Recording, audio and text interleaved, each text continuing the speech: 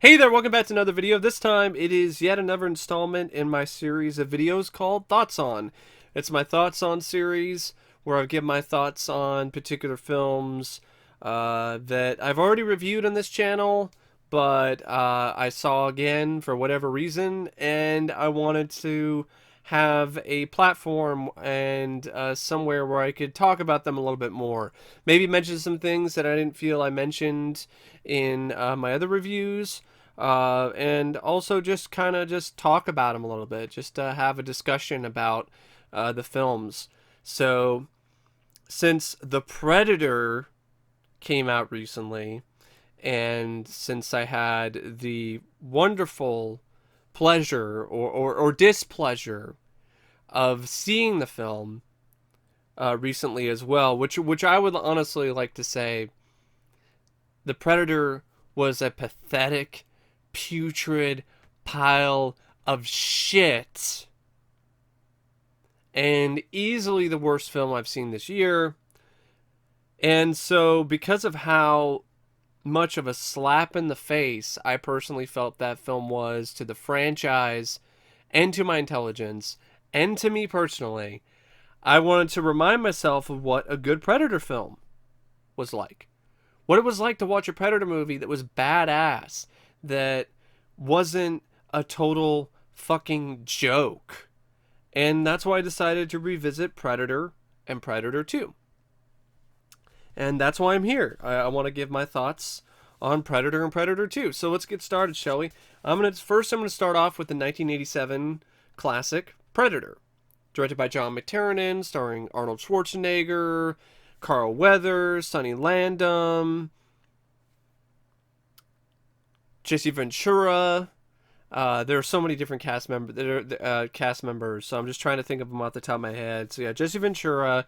You also have Bill Duke, and there's also a few other cast members that also lent their talents to the film, including Shane Black, who was one of the writers for The Predator and also directed The Predator, which makes the constant egregious errors in judgment that film has even more frustrating, because you have a guy who did some spec writing for Predator, punched up the dialogue a little bit, and was on the set and acted in Predator, for somehow doesn't know Predator mythos and lore. I don't know. I mean, I could go on and on and on about the Predator. I don't want to make this about the Predator. This is about Predator and Predator 2. I'm going to try my best to stay on track. So forgive me if I go off the rails every now and then. But anyway, first off, I kind of want to talk about my first exposure to Predator. Now, Predator is a film that I first saw on VHS. I think I remember seeing Predator 2 before I saw Predator, because Predator 2 was a VHS that my stepfather had. Predator I didn't see until later, when I got a copy of it myself, or borrowed it from somebody, or rented it from a rental store or library or something. I don't remember exactly what the precise source was of when I first saw Predator. But I do know that I liked it. I thought it was good. I enjoyed it. And that was watching on a VHS and full screen. And when my local Costco over near where my grandmother's house was, where I was living at the time, where I lived there for a long time. Probably most of my life I lived at my grandmother's house in Portland, Oregon, which is honestly closer to Tigard, but the address says Portland, but it's really Tigard, really. But anyway, there was a Costco that was right there, within driving distance, so we'd always go there and get groceries, and this is when Costco actually sold DVDs, and there was the Predator trilogy box set, and my mom actually agreed to get it for me. So I still have the same DVDs that I had since I was a preteen teenager, and that is this one, the 2-disc special edition, and the 2-disc special edition for Predator 2.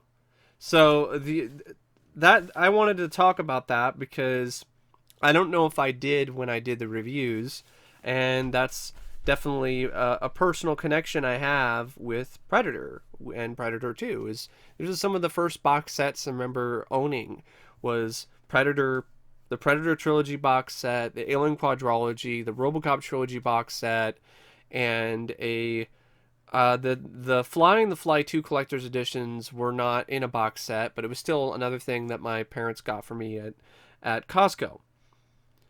Nowadays, you rarely ever see box sets and stuff like that at Costco anymore. There will still be some physical media, but nowhere near as much as they used to. They used to have a pretty sizable selection, and good deals too. So, I mean, the big reason why Mom got the trilogy set for me that had Predator, Predator 2, and Alien vs. Predator was because it was cheap. I think it was like $20 or something for all three. But anyway, so enough of that. Let's actually talk about the films. Now, Predator, as you all know, is a 1987 film. And for those of you who don't know, which there probably aren't that many, I mean, I personally don't know of anybody that has not seen Predator, but hey, there are people out there. And if there's anybody watching this video that hasn't seen Predator, hey there, go watch Predator. But anyway, Predator is considered to be one of the classics of its genre and its era. One of the finest examples of sci-fi action horror that is out there. A lot of people rank it right up there with things like Alien and Aliens, and rightfully so. And I don't really want to talk about all of the things that everybody talks about when it comes to this movie. I've already talked about that in my pretty lengthy review of the film. I'd rather talk about some things that I don't think are mentioned as often, or things that I personally feel should be a little bit more noteworthy. And one of the first things that comes to mind when I think of Predator is the fact that John McTiernan is known nowadays as this epic, amazing action director. He's known as one of the best action directors of his era and of his time, and rightfully so. But it's only in hindsight that we can look back at John McTiernan and say that he's such a great action director. Before Predator, he was completely inexperienced. John McTiernan directed a film called Nomads, a film that barely nobody saw, and it was not an action film. It was more of a thriller, and it didn't do very well, critically or financially. And there was nothing about Nomads that would have made anybody think that this guy would go on to become one of the perennial and just best and greatest action directors of our time. Nobody would have ever thought that John McTiernan, the guy who directed Nomads, would have that kind of career. But against all odds, he was given a project that was full of some pretty big stars at the time, that definitely needed somebody who could direct action to make it work, and he knocked it out of the park. And it's one of those things that really does make me think of when I say things like, oh, such and such director is out of their comfort zone when they're directing a movie that isn't the same sort of film that they normally do or normally have done before. It really makes me think twice about that. Makes me think that maybe that isn't always a bad thing.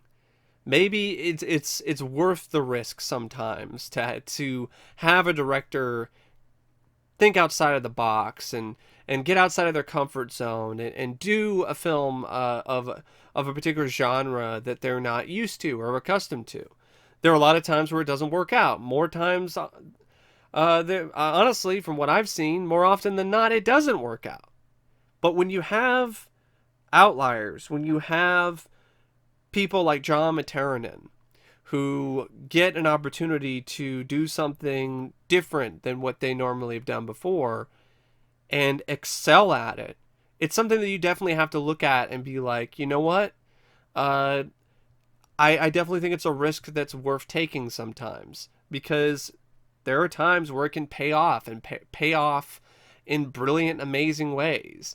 And that's what happened with Predator. I think McTiernan, of course, he's been given a lot of credit for his work for the film, but I don't think a lot of people are really truly understanding how impressive his direction of this film is when it comes to the action sequences and the gunplay and the explosions, and balancing all of that really well with the suspense and the horror from a guy who didn't really have a lot of experience with those things.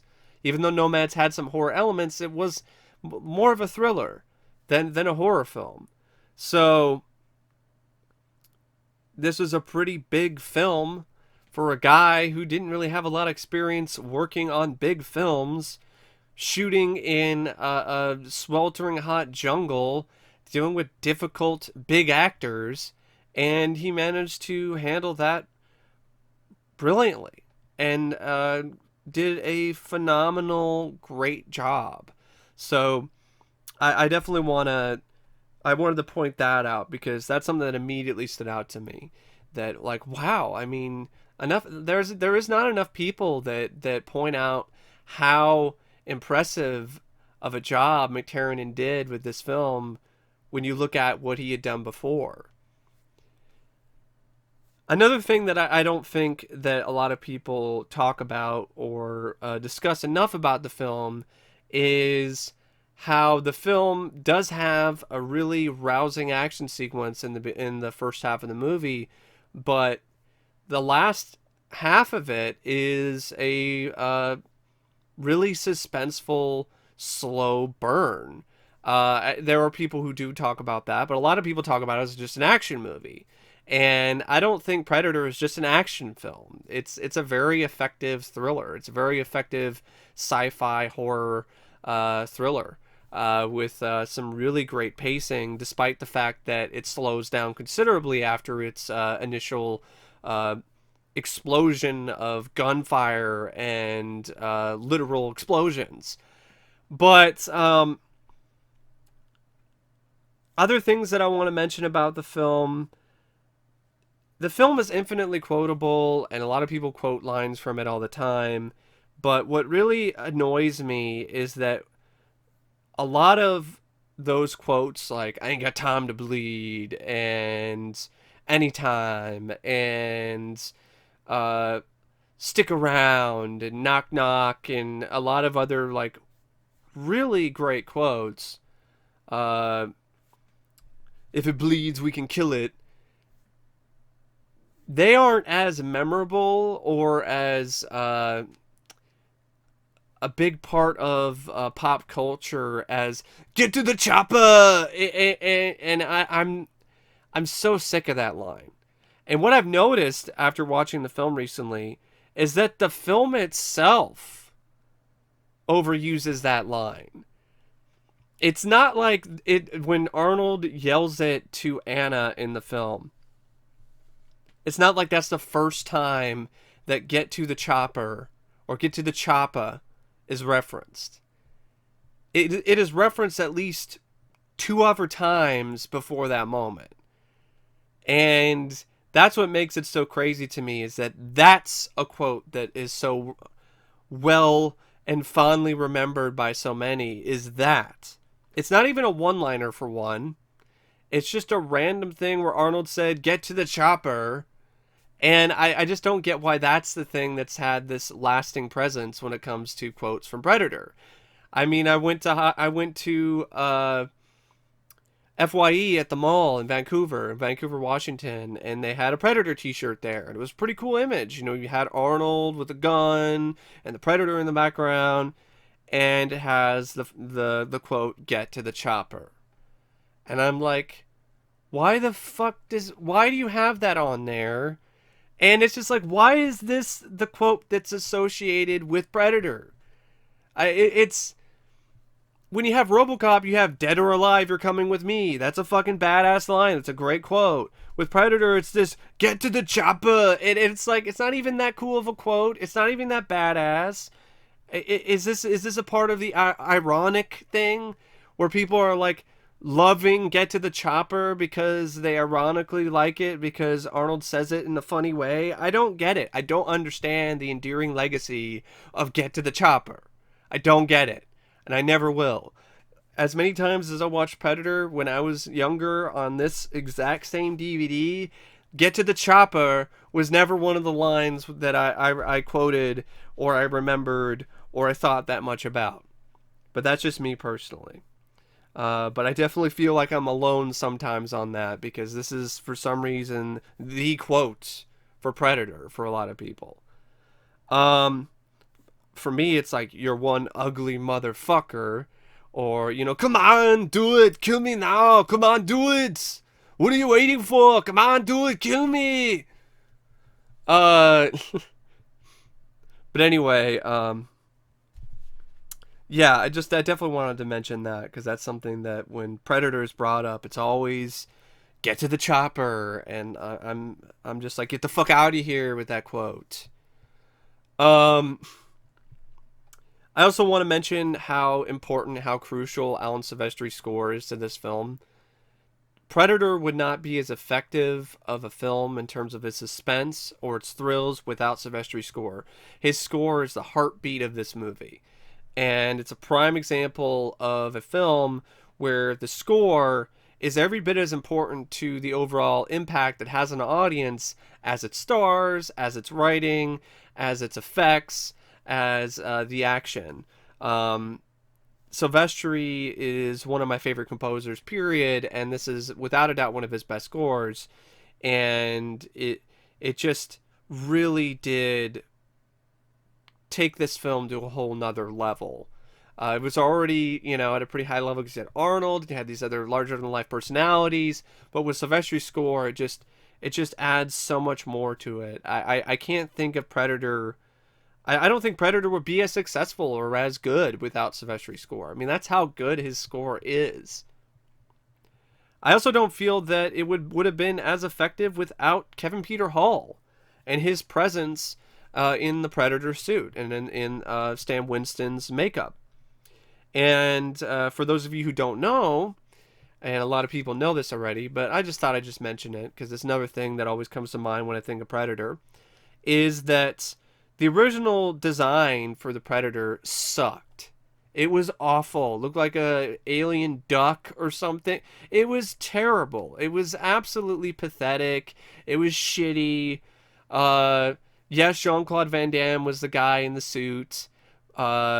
Depending on what you believe, either he was sick of how things were going and just quit, or he hurt himself. I don't know what the reason is, for sure what the reason is why he quit, but I'm glad he did because having someone like Kevin Peter Hall was a much better decision. Also, it led to that shitty design getting canned because that would have really hurt the film because it's all about this silent hunter intimidating and hunting down these badass, larger than life mercenaries. And if you had this stupid, silly looking monster, it would have completely killed the film. So I'm really glad that McTiernan and the producers and company were like, this is terrible. We're not going to work with this. We're going to redo the entire thing.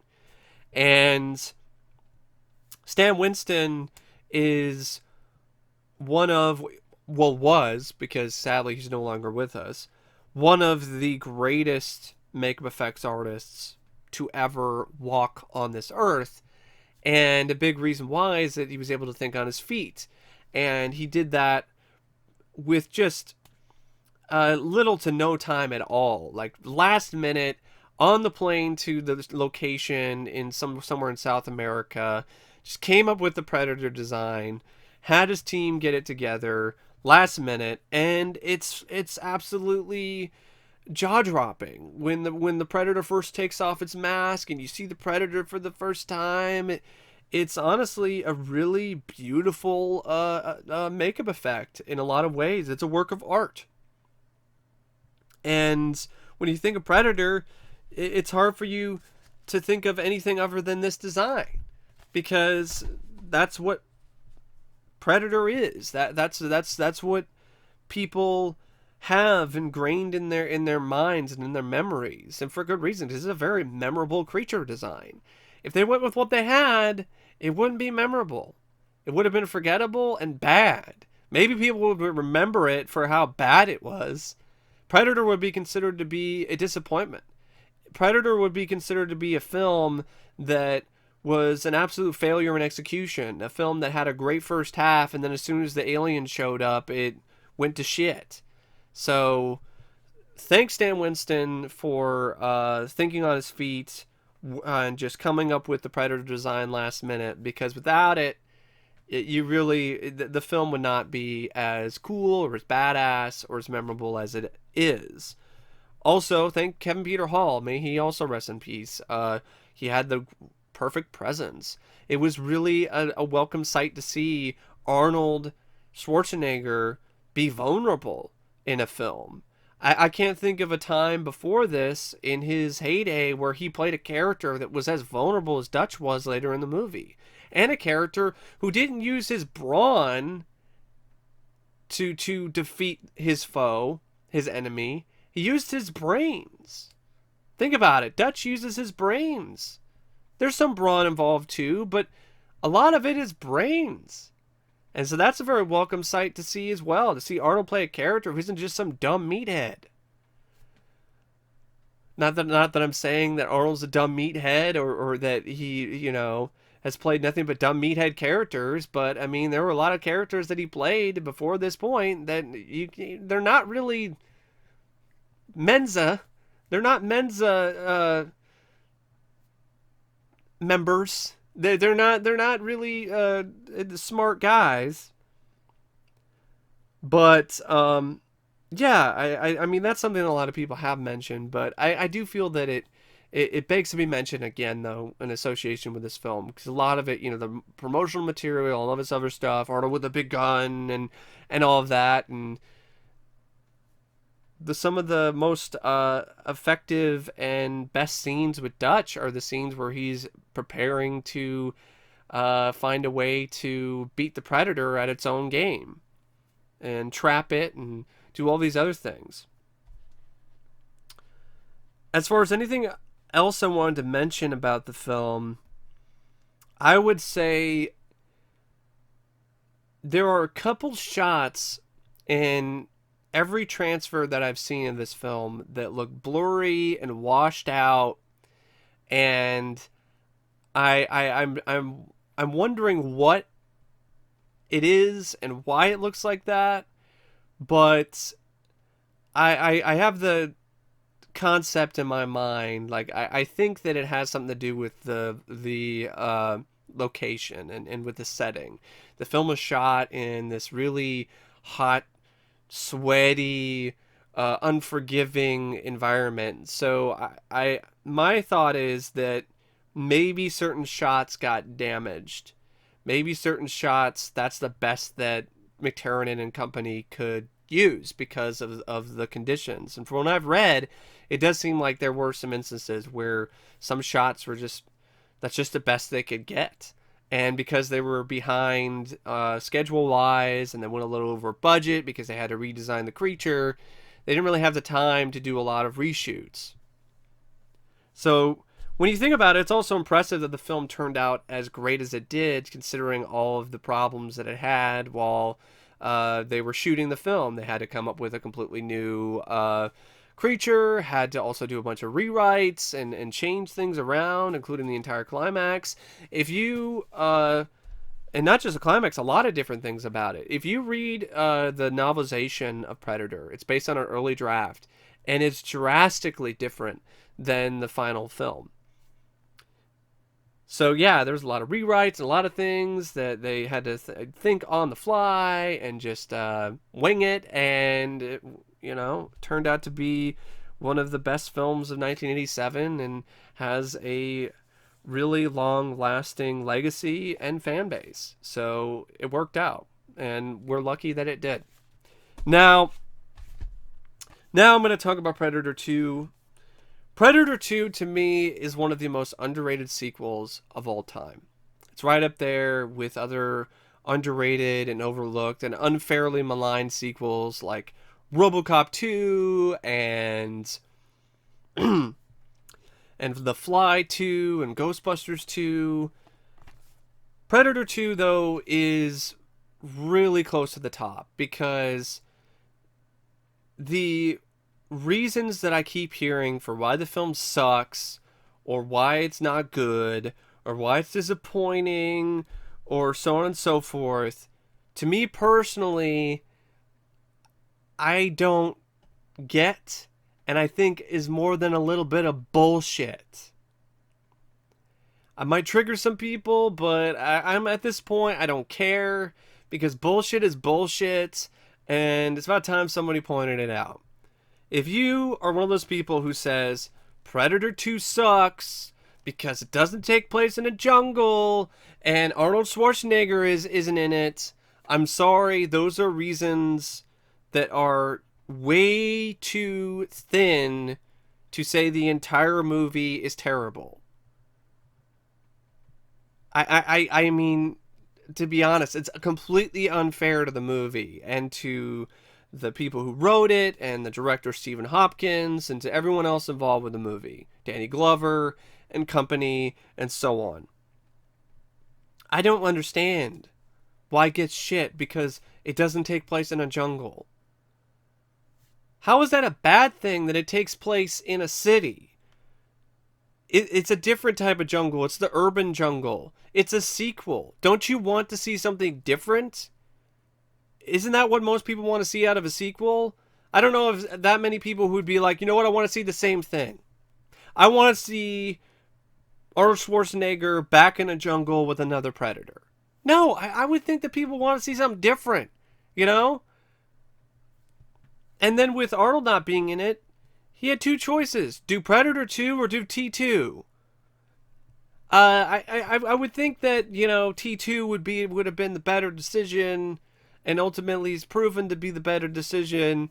And as much as I would have liked to have seen Arnold return and play the Dutch Schaefer role as a cop in war-torn Los Angeles in future 1997, I am perfectly fine with Danny Glover because he is an underrated actor in his own right, an underrated badass and action star who is a big reason why the Lethal Weapon series was as successful and as well received as it was. And in all honesty, I wouldn't change a thing. I'm fine with Arnold not being in Predator 2 because that's another thing that makes Predator 2 stand out on its own.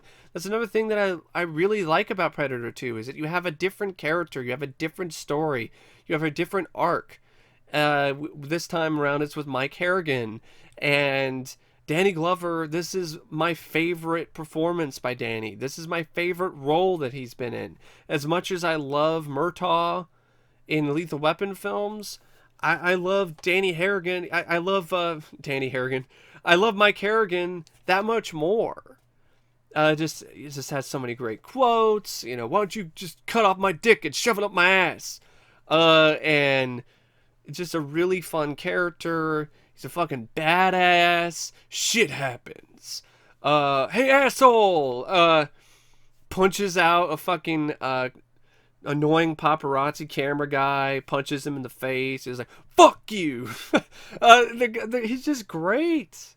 I love Danny Glover in this.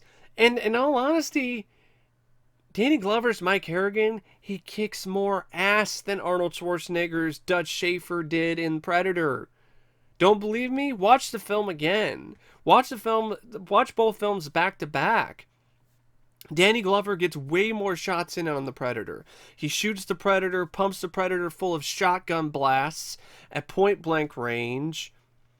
He cuts off the Predator's arm with its own weapon and then fucking guts it with its own blade. Like, I mean, Schaefer did, he did some damage, with his explosive arrows and with the log and these other things, but Danny Glover was a fucking badass going there with a fucking shotgun, shotgunning the fuck out of the Predator, cutting its arm off, and then giving it a taste of its own medicine with its blade just right into its chest. So yeah, I mean, Danny Glover kicked so much ass and took the Predator out in a way that was so impressive that predators were impressed, and they gave him a trophy and let him go on his merry way. I mean, come on. I don't. To me, it's no contest who kicked more ass. But that's just me personally. I definitely wanted to mention that about Predator 2, because that doesn't get mentioned enough. How much ass Danny Glover's Mike Harrigan kicks in this movie. And it has a really great supporting cast, too. You got Marika Cheetah Alonso. You have Bill Paxton. You have Gary Busey, who's just loads of fun as Keys in this. Lions, tigers, bears, oh my. I would say it's one of the best performances that Gary Busey did post his car accident. Motorcycle accident, actually. Because after his motorcycle accident, he definitely started to change in the way that he did a lot of his roles and how a lot of people cast him. Kevin Peter Hall returns as another different Predator, a younger Predator, a completely different Predator, which is another way that the film stood out, that didn't feel like it was the same movie as Predator, because, it's a different Predator. It's got different markings, it's younger, it's brasher, it takes more risks, it's got new weapons, it's got the spinning blade attachment that it uses, it's also got a spear, and it's got this net gun. And the additions that the Predator had, they gave the Predator to his arsenal, was awesome. That was great. The new Predator technology was really cool. I mean, yeah, you got Ruben Blades, Maria Conchita Alonso, Bill Paxton. You even had Robert Davi, Morton Downey Jr., who was perfectly cast as Tony Pope, this journalist for this essentially a tabloid news journalism show, and the screenplay by Jim and John Thomas, who also wrote Predator, that was really efficient and just fantastic, full of so many great lines of dialogue and banter and really badass sequences, like where the opening action sequence with the drug lords in LA just fucking shit up is just epic, and the film is just one of the best paced films of its genre I can think of, where Predator had a big action sequence and then was more of a slow burn for the rest of the movie. Predator 2 is just a non-stop thrill ride that doesn't stop until the end credits. And I definitely agree with Daily Variety here. It says, relentlessly paced, extremely entertaining. That's honestly a great way to sum up Predator 2. The makeup effects are every bit as impressive as the work that was done on Predator. The visual effects are even more impressive. The sequence where the Predators go on after King Willie and you see it walking on water is just a really impressive effect, even to this day. Alan Silvestri comes back and does a score, and it copies and borrows elements from Predator, but also does its own thing. Like, has this tribal thing going on, and really does. There's enough touches here with Predator 2 score that it doesn't feel like it's the same score as Predator. Initially, when I first saw the film, and maybe even when I did the last review, that was one of the issues I had with the film. I don't have the issue anymore, because after watching it in surround sound, I picked up all these different cues that made it different enough from Predator that I honestly really appreciated. It definitely has this sort of, Jamaican, African sort of vibe to it, and it actually it works in its favor. I can't sing enough praises for this film. It's a movie that I can't recommend highly enough for people who haven't seen it. And it's one of those films that just gets all this shit, and I will never get it, because to me it's such a great film. And there are humorous moments in it, but there are also enough moments where it takes itself seriously and it's genuinely badass. And it understands and respects the Predator's mythology and its and the core of the character. Uh, you see, it also expands on things where you get to know that it doesn't attack certain people. It doesn't go after a pregnant woman. It doesn't go after a kid who has a toy gun. It has morals. There's a line that the Predator draws in the sand.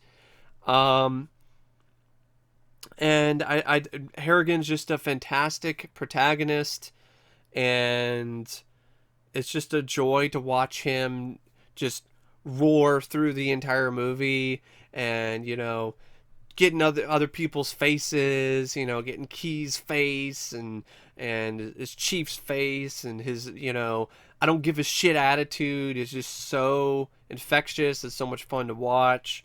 And the setting of taking place in the city is just really cool and a lot of fun. And I don't get why people are like, oh, why isn't it in the jungle? Why does it have to be in the jungle again? It being in an urban jungle in LA was really cool. I think that was the better choice. I mean, you can't tell me you watch the scene where the Predator is standing on top of a skyscraper with Bill Paxton's character's spinal cord and skull in its hand, and lifts a spear up into the air and gets struck by lightning. You can't tell me that's not fucking badass. That's not cool. That's not an awesome sight to see. It is. I've also heard some critics say like it's too violent. That's another thing. I'm like, what is this shit? It's too violent. That's another thing I heard about RoboCop 2. It's too violent. Well, like Predator wasn't violent. These aren't franchises that are playing with kids' gloves here. These aren't franchises that are PG-13. These are franchises that have known to be. The first film was gory. The first film was pretty violent. This being violent too, I don't think is a bad thing. It's a good thing. In fact, it amps up the violence. In fact, it was rated NC-17 before the censors got a hold of it. And that's the only thing that I can think of that I have an issue with when it comes to the movie, is that there are times where you can tell that it was cut. You can tell that there was going to be more, that there was going to be more gore, or there's going to be more violence, or there's going to be more scenes where the Predator guts some guy or fucks him up, and it was cut out. So then Stephen Hopkins and the editors had to do something creative in order to try to make up for it. And for the most part, they did a really good job doing that. But you can still tell that there is a lot missing, and that sucks. That's the one thing that sucks about Predator 2, is the fact that there's an NC-17 cut out there. That's honestly a more complete version of the film and what the director had intended, and it's nowhere to be found, and it's more than likely never going to be found, and that sucks, because I would love to see that, and I know I'm not alone on that. But anyway, I don't really know what else to say about Predator 2, because when it comes to Predator 2, it's just one of those films where it honestly speaks for itself, and it just has all these other things and these elements that just work so well. It's pacing, it's characters, it's writing, the setting where it takes place in the city, even the futuristic hellhole of LA setting was an interesting choice, where you have this drug war going on between Colombians and Jamaicans, and it's just just pure insanity. And it was a great way to open the film up with a bang, and then introduce the Predator into this really hot conflict. And it wasn't just a hot conflict, it was extremely hot outside too. So it's the middle of this heat wave, and there's all this crazy shit going on, this drug war, and here comes the Predator, and it's a new threat that's in town that starts taking out these gangs.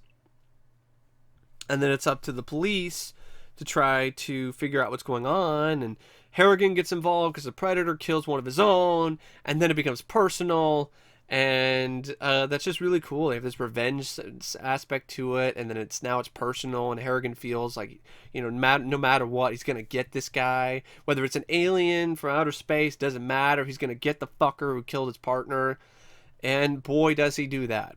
He definitely does. Yeah, I can't sing enough praises about Predator 2. The more I think about it, to be perfectly honest, I would say I like Predator 2 a little bit more than the first film. As much as I love the first film, as much as I really like that movie, Predator 2 has all these elements to it that just make it a little bit better. The Predator, I personally feel, is better and more interesting in Predator 2. It's got more gadgets, it's got more gear, it's got even more of an edge to it. Danny Glover's Mike Harrigan, he kicks even more ass than Arnold does, and I honestly kicked more ass than when it comes to kicking the Predator's ass than anyone in Predator. And the setting, the jungle is cool too, but I've always liked films like Predator 2 where it takes place in a city. I've always liked that urban jungle type of movie.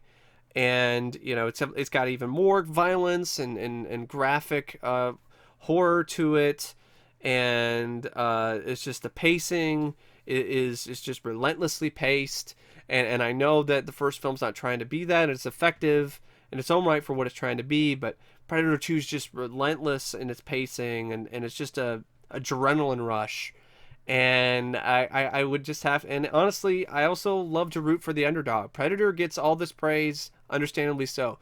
Predator 2 still gets put on worst sequel lists and worst film lists and all that other shit, and I don't get it and never will, and I don't feel it deserves it. So that's another reason why I would say I prefer Predator 2 a little bit more over Predator. That's not taking anything away from this film. I love this film too. It's a great movie. But Predator 2, if I had to choose between a film to watch between Predator and Predator 2, honestly, I'm going to choose Predator 2. That's just me personally. Anyway, I don't know what else to say about Predator and Predator 2. I've gushed about them enough for over 40 minutes, but I knew that was going to be that. I said short and condensed, but I'm talking about two movies in one video. I think that's pretty short and condensed, and I only spent like 20-something minutes talking about both.